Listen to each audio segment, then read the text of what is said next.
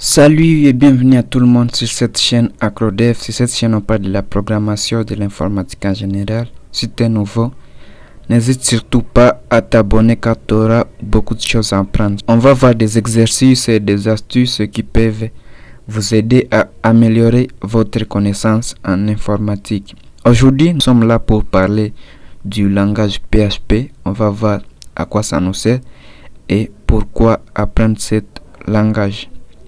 Pour commencer, on va voir comment fonctionnent les sites. Il faudrait savoir que dans le monde du web, on parle souvent de deux choses, les clients et les serveurs. Les clients dont on parle ici, ce sont les navigateurs, puisque c'est eux qui demandent les pages au serveur. C'est eux qui font des requêtes au serveur. Maintenant, vous qui utilisez le navigateur, on vous appelle que vous êtes juste un visiteur. C'est pas un visiteur qui demande directement la page au serveur, c'est plutôt les clients qui est les navigateurs.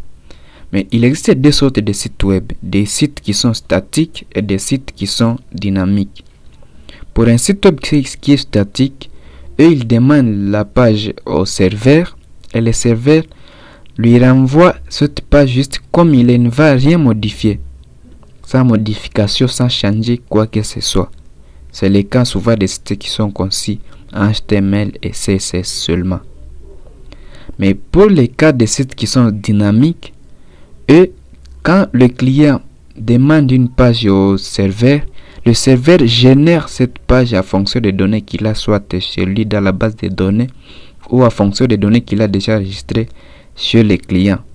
Du coup, il va générer une page pour juste les clients.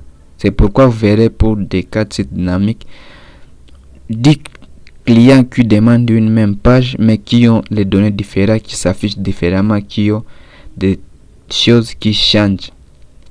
Pourquoi? Parce que le serveur a généré une page à fonction de ce client. Et c'est bien cela que sert PHP. PHP vient vous aider à générer des pages pour chaque utilisateur, pour chaque client. C'est quoi alors PHP? PHP, on appelle ça comme Hypertext Processor. C'est un langage de programmation utilisé principalement pour produire des pages web dynamiques via un serveur HTTP. Mais avec son interpréteur, il peut fonctionner localement. Il faudrait savoir que il y a possibilité d'aller sur le site PHP en soi, l'ajouter dans vos variables d'environnement et ça va fonctionner comme une simple application, simple logiciel chez vous. Il dispose d'un interpréteur, il suffit juste d'utiliser cet interpréteur pour exécuter votre code PHP. Mais en général, on utilise toujours et souvent un serveur web. Que peut-on faire alors avec PHP? Eh bien, avec PHP, on peut créer un site web qui est complet, que ce soit un réseau social, un site d'e-commerce, un site d'actualité, un gestionnaire de données, ainsi de suite. On peut aussi ajouter des espaces membres, des compteurs de visite, des chats, tout ce qu'on veut. Avec PHP, on a la possibilité de faire tout ça, vu qu'il stocke les données chez lui dans la base de données et il peut générer des pages à fonction des utilisateurs, à fonction des clients. On peut aussi créer des newsletters avec PHP. Les newsletters, c'est un système qui consiste à envoyer à une liste d'emails que tu as chez toi des emails. Vous envoyez des emails à une liste d'emails que tu as collectée. Qu'est-ce qu'il faudrait alors avoir comme prérequis?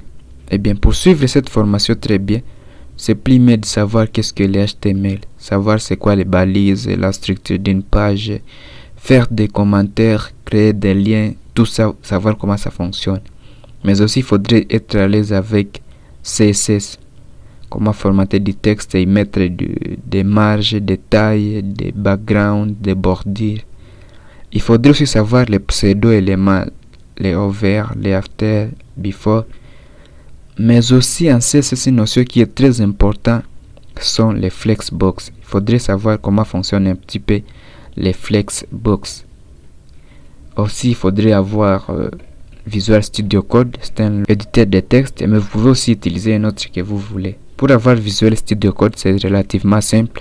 Vous allez juste sur le site de Visual Studio Code, vous tapez ça sur Google, ça va vous renvoyer sur les sites où vous pouvez télécharger Visual Studio Code et vous l'installez.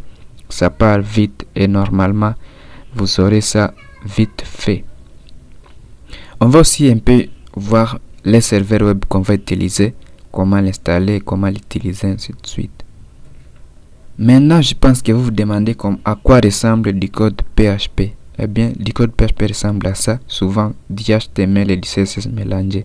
Mais vous pouvez aussi mettre du PHP à côté, du HTML à côté, c'est aussi faisable. Pour exécuter notre PHP, on aura besoin de ce logiciel qui s'appelle WAMP Server. Comme on a dit dans la présentation, en général, PHP s'exécute côté serveur. Du coup, on a besoin d'un serveur qui va exécuter notre code PHP. Donc, vous tapez sur Google WAMP, vous cliquez sur ce lien download, ça va vous renvoyer sur cette page. Maintenant, vous descendez comme ça et vous allez cliquer ici. Normalement, ça va télécharger ça. Bien, quand vous terminez, ce logiciel, après que vous l'ayez installé, ça crée un dossier dans votre ordinateur, dans le disque local C. Ça crée un dossier qui s'appelle WAMP et c'est dans www là que vous allez dans votre code PHP. Pour l'instant, vous y trouverez beaucoup de dossiers, vous n'avez qu'à les supprimer. Ce sont les pages d'accueil de WAMP. Mais au début, d'abord, je vais utiliser moi le terminal, vu que je vais avoir besoin de vous montrer un petit peu comment ça fonctionne et comment PHP génère du code HTML. Pour écrire du PHP, il faut créer un fichier et lui donner l'extension .php. Moi, je vais créer un dossier qui est comme du texte. Je vais l'appeler index et comme extension, je vais mettre .php. En faisant ça seulement, votre serveur va comprendre que ça c'est du fichier PHP, c'est là que vous allez écrire votre PHP. Du coup, moi je vais juste l'ouvrir dans mon éditeur de texte.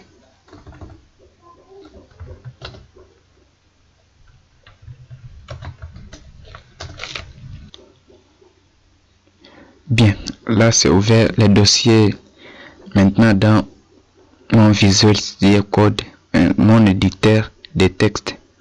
Si j'ouvre mon PHP ici, vous voyez qu'il n'y a absolument rien.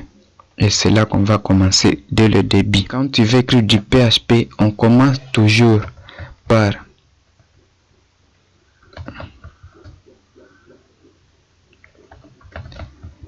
ces balises là ouvrant. On met les points d'interrogation et on écrit PHP. Là, on considère que tu as ouvert PHP et tu peux écrire votre code PHP dedans. Et pour fermer, il faut mettre cette même point d'interrogation et on met une balise fermante. Là, on considère que tu veux écrire du PHP.